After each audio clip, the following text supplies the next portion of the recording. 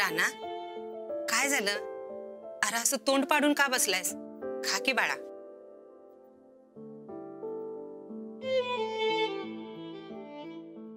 उदक का?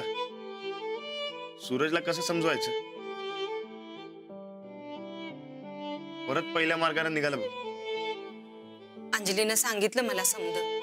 दारू बंद केली. जरा कुठे सुधारतोय असं वाटस तर परत ते. अहो, ते नाही प्यायले असं म्हणालेत ना तुम्हाला? तू माफ नाही म्हणतोय हो, पण मी वास घेतला ना व.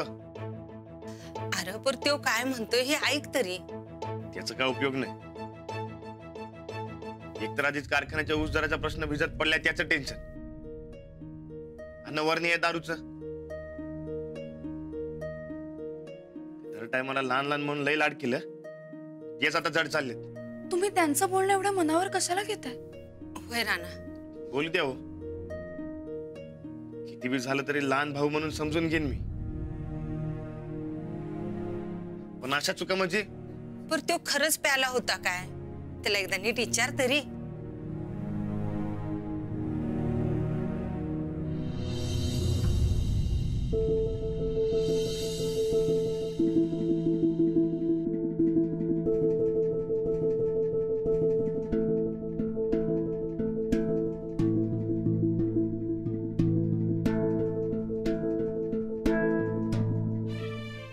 सूरज घे. अहो, तुम्ही काहीतरी बोलत होतात ना? कुठं काय काय नाही. अहो असं काय करता? आत्ताच नाही का बोलत होतात? झालं माझं. अहो अहो पण काय झालं काय राणा भाऊजीसनी? असं अचानक एवढ्या रागात निघून का गेलं मग? बघा वहिनी, हे असं असते. कारण रातच्याला एवढं समजवलं तरी ऐकून घेतलं नाही, आणि आता असा निघून गेला. आता माझी काय चूक होती याच्यात? म्हणजे तुमचं काय चुकलंय? नाही म्हणजे एवढं राणा भाऊजी रागात निघून गेलं म्हणून विचारायला. काय झालंय काय?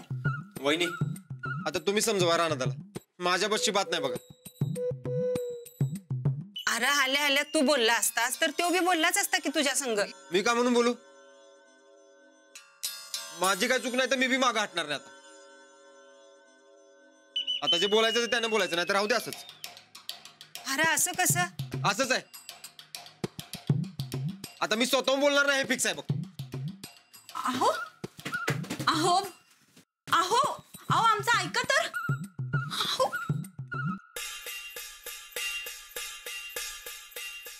अरे देवा, म्हणजे या दोघा भावांमध्ये भांडणं सुरू आहेत म्हणा की.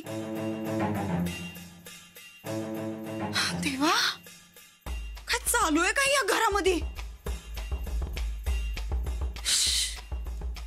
आतापासून कधीच या दोन भावात आबोला नव्हता. आताच असं का व्हायला लागले? कधी कधी गैरसमज होतात. नाही पण आम्हास ती काही ह्यो गैरसमज वाटत नाही. गैरसमजात माणूस एवढा चिडत नाही हो. मग केवढा असतोय ते आम्हास ती काय माहित. आम्ही कधीच गैरसमज करून घेत नाही बघा. जे काय असतंय ते पक्का असतंय आमचं. अंजली, ह्यो तिढा सोडवायला पाहिजे. काहीतरी कर बाई तू.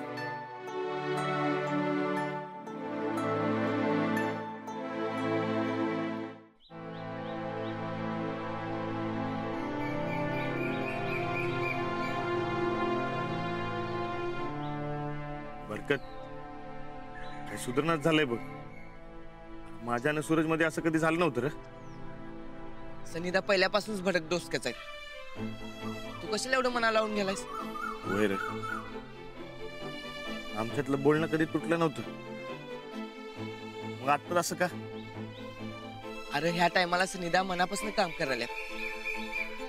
तू जसं शेतकऱ्यांच्या बाजूने उभा आहेस ना, तसंच ते कारखानदारांच्या बाजूने उभं राहिल्या. फिर तू काय को टेन्शन लेत आहे? वय एकाच घरात न बोलता राहणं चार चौघात बरं दिसतंय का? चार चौघांचं सोड, मला तरी जमणार आहे का तसं? मग तू बोल त्यांच्याशी. तू समजाव तुझी बाजू त्यांना. काय समजावू? बोलायलाच तयार नाही त्यो.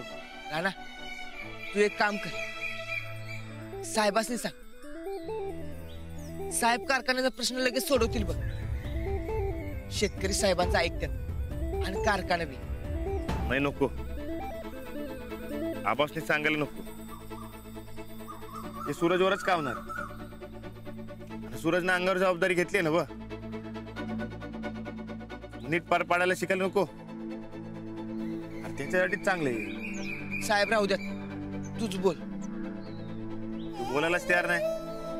आता काय करायचं तूच सांग.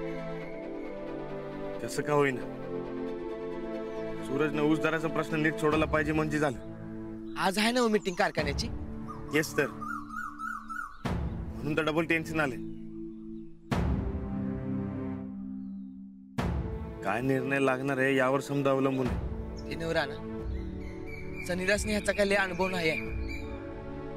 त्यासनी जमलं वगैरे हे सगळं हँडल करायला.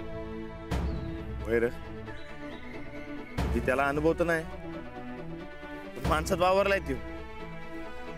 नीट बोलला म्हणजे झालं. शेतकरी घाम गाळतो, त्याची कंडिशन काय हे समद्यांसमोर मांडलं पाहिजे. खर्चाचं, मेहनतीचं, उत्पन्नाचं या समद्यांचं नीट गणित मांडून त्यांनी समद्यांनी पटवून दिलं पाहिजे म्हणजे झालं. वर्षभर पैशाला पैसा जोडत शेतकरी पीक काढत असतोय. वर्ष दीड वर्ष राबायचं.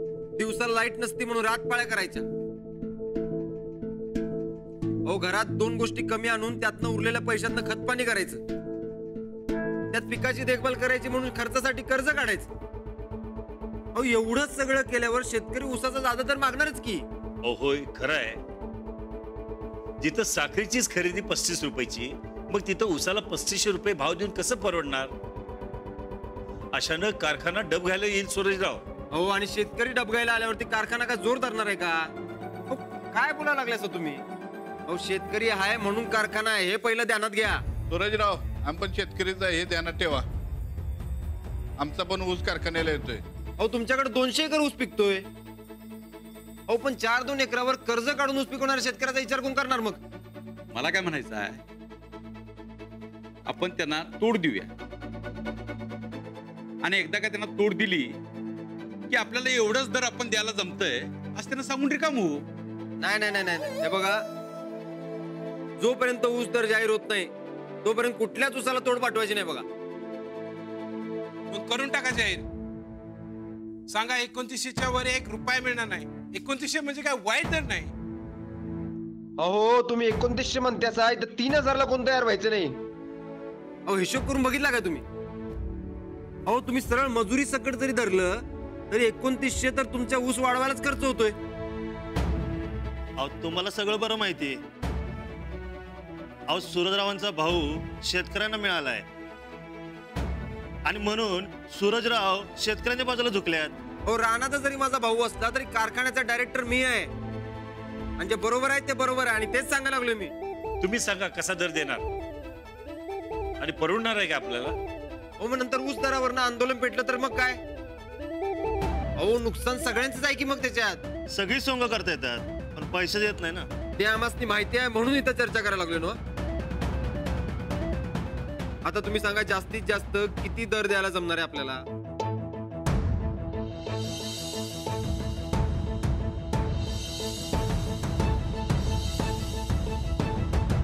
3000 रुपये देता येईल, नाहीतर कारखान्याचं दिवाळ निघेल. नाही हे बघा 3500च्या आसपास बघा. 5-50 इकडे तिकडे झालं तर चालतील. 3000 म्हणजे कसं व्हायचं मग? कसं बघायचं तुम्ही सांगा. हो, आपण सगळी मिळून पुन्हा एकदा हिशोब करूया की. अयो काय घरच्या बाजाराचा हिशोब आहे का? प्रशासकीय मंडळींनी नीट विचार करून ठरवलाय तर. हो, आपण त्यांच्या सगळं परत एकदा बसू. पण ऊस दरा वाढलाच पाहिजे बघा. हे मला वाटतं तुम्ही भावनिकतेने निर्णय घेताय. अहो भाव नाही. अहो कारखाना डबघायला जाईल, लक्षात घ्या. काय शेतकऱ्यांची बाजू समजून निर्णय घ्या तुम्ही. हे झालं ते काय बरोबर झालं नाही बघा. तात्या, तुम्ही म्हणला होता राणदावर विश्वास ठेवा म्हणून, आम्ही ठेवला. पण आता काय झालं? अरे होय, जरा दम खावा की. पहिला राणादाला भेटू आणि मग काय होतंय ते बघूया की. बघूया, चला.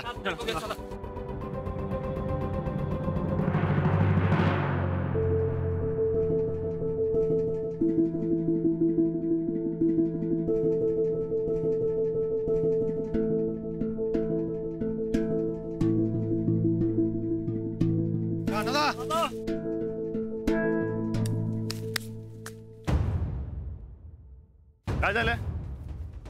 तू समजा इकडं. नमस्कार. नमस्कार नमस्कार. काय झाले? राणादा, अरे मड्याच्या टाळूवरचं लोणी खाणारी जात आहे भांडवलदारांची. वय पण झालं काय? राणादा, जे व्हायला नको होतं तेच झालं. कारखाना 29 रुपये दर जाहीर करायला लागलाय. कधी आणि कोण म्हणलं? आता मीटिंग मध्ये तोच निर्णय घ्यायलाच. कारखान्याने दर जाहीर केला काय? राणादा, दर जाहीर झाल्याचं माय आम्हाला आतली बातमी कळाल्या.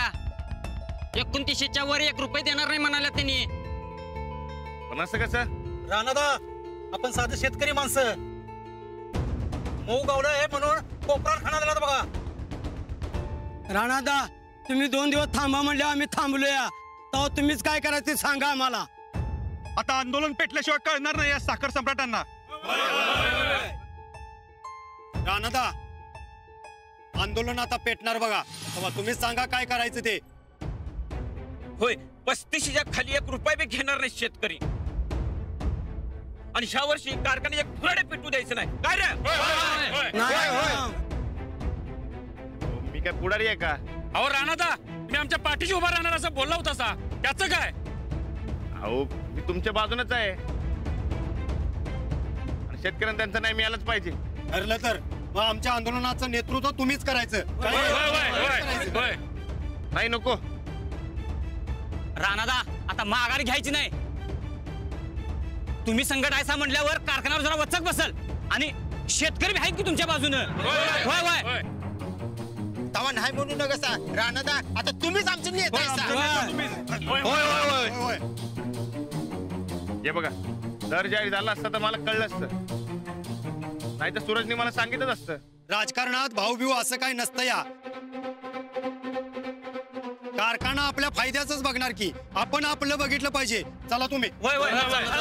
अहो पण भावावरच मोर्चा कोण घेऊन जाईल? आता भाऊ कोण नाही. राणादा शेतकरी आहे, शेतकरीच. अहो राणादा, शेतकरी म्हणजे यासनी खेळ वाटायला लागलाय. कारखान्याच्या गेटवर जाऊन यांना आपली ताकद दाखवूच. बरोबर आहे. अगे बये, ही असली कापडं घातल्या शोभत्यात का तरी?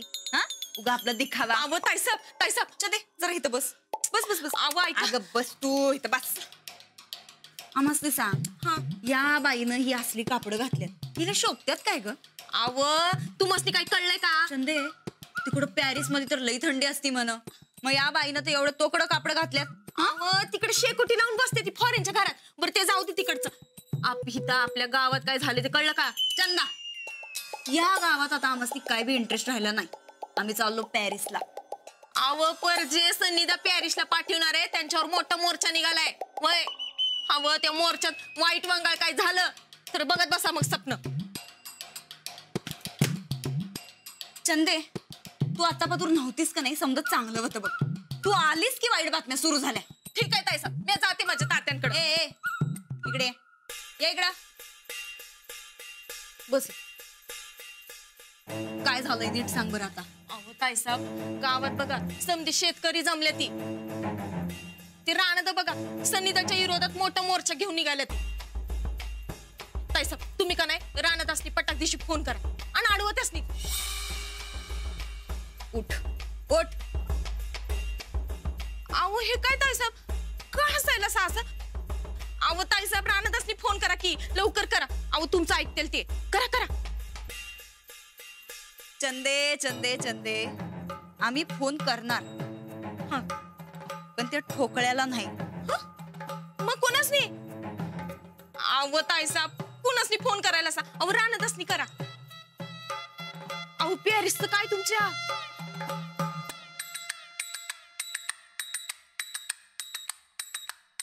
ते फोन का उचलणं झाला आता? अहो कोण? हॅलो. हा हॅलो. फोन का उचलत नव्हतास र? महत्वाच्या मीटिंग मध्ये कसं उचलणार? अगो बाई, आता मीटिंगा जरा गुंडाळा आणि कुठं तर लपून बसा बरं. नाही, पोलीस फोर्स बोलवा, नाही तर तुम्ही जरा जपून राहा बरं. डोसकावर पडलीस वे? काय बोलायला लागलीस कळते काय? आम्ही एवढं सांगत होतो का नाही? आता भोगा. शेतकऱ्यांचा खवळलेला मोर्चा यायलाय कारखान्यावर आणि त्या समद्यांचा नेता कोण? तर तुमचा भाऊ. आम्ही एवढं सांगत होतो पण तुमचा विश्वास बसला नाही. आता भोगत बसा हे समज. आता बंधुप्रेम मिळणार आहे चांगलं. तेव्हा डोसक जरा सांभाळा. फुटाय बिटाय नको. काहीतरी बडबडू नकस. अरे देवा, अहो आम्ही एवढं सांगतोय तरी बी तुम्हाला खरं वाटणं झालंय वय. कमालच आहे तुमची. नाही आता लई येळ उरला नाही म्हणा, कळलंच तुम्हासनी. हा, फक्त सही सलामत घरी या म्हणजे झालं. अहो आम्हाला तुमची लई काळजी वाटते. हो मी महत्वाच्या मीटिंग मध्ये फोन ठेवता नाही. तुम्ही जवळ घरी येत नाही तवर आमच्या संकट फोनवर बोलत राहायचं. आणि राणा भाऊजी चिडून अंगावर मारायला बिरायला आलं का नाही तर त्यासनी फोन द्या, आम्ही बोलतो त्यांच्या संकट. नंदिता फोन ठेव सांगतोय ना. नाही, तुम्ही घरी आहे पण आमच्या संकट फोनवर बोलायचं. तुम्हाला आमची शपथ आहे बघा. काय नाटकी लावलीस तू? साहेब, खाली शेतकऱ्याचा लय मोठा मोर्चा आलाय. लय खवळ्या समधी काय बाय कना झाल्यात. तुम्हाला खाली बोलवायला लागलेत. काय हो, तुम्ही नाही आला तर तोडफोड करणार म्हणतात.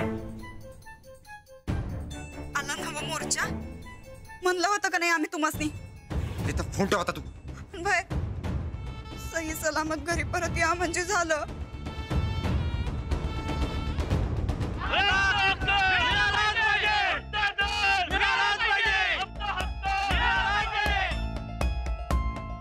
अव ताईसाहेब, हे काय केलं सा?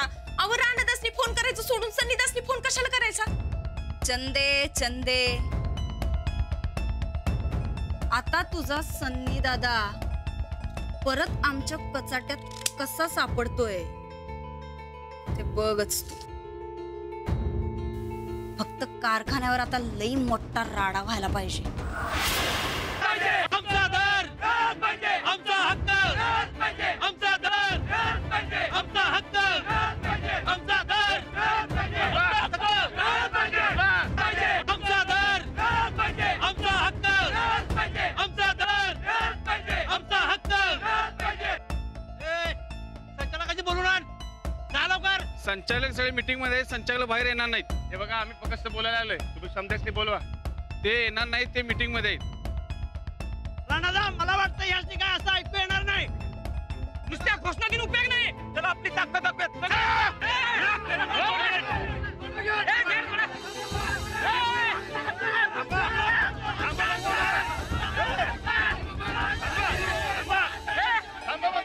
थांबा समदे. आपण इकडे राडा घालायला आलोय, आपण बोलायला आलोय. जर का संचालक नाही बाहेर आलं तर तोडफोडी करायला लागणारच. काय राणादा? थांबा. हो दादा, जरा शांतीने घ्या की. तुम्ही बोलवा की समदेशनी. राणादा, आम्ही नोकरदार माणूस, आम्ही कसं बोलणार त्यांना?